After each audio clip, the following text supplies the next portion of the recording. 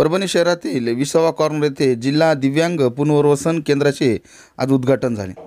7 मार्च रोजी दुपारी 1 ते 2:30च्या सुमारास परभणी शहरातील विसावा कॉर्नर जिंतूर रोड येथे जिल्हा दिव्यांग पुनर्वसन केंद्राचे उद्घाटन सामाजिक न्याय अधिकारिता मंत्री डॉक्टर वीरेंद्र कुमार यांच्या हस्ते ऑनलाईन प्रणालीद्वारे करण्यात आले।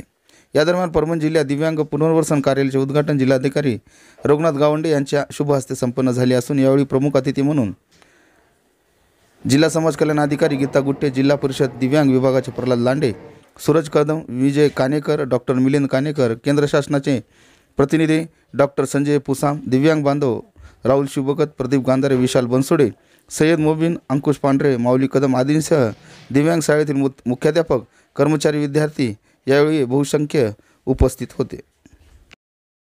आपण पाहिलं अतिशय दिव्यांगासाठी नवीन मशिनरी, व्यायामाची साधनं आणि त्यांना दैनंदिन जीवनामध्ये आवश्यक असणाऱ्या बाबी या ठिकाणी उपलब्ध झालेल्या आहेत। दिव्यांगांच्यावरती चांगले उपचार करण्यासाठी ज्या अत्याधुनिक मशीन्स या ठिकाणी उपलब्ध आहेत, त्याबरोबर टेक्निशियन, डॉक्टर्स असे डेडिकेटेड टीम या ठिकाणी उपलब्ध आहे।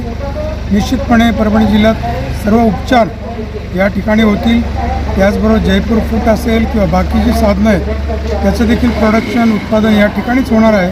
त्यामुळे बऱ्याचदा दिव्यांगांना माप देण्यासाठी, वस्तू तपासण्यासाठी जे औरंगाबाद किंवा परजिल्ह्यात जावं लागत होतं ते सर्व गोष्टी आता आपल्या परभणी जिल्ह्यातल्या DDRCमध्ये होतील।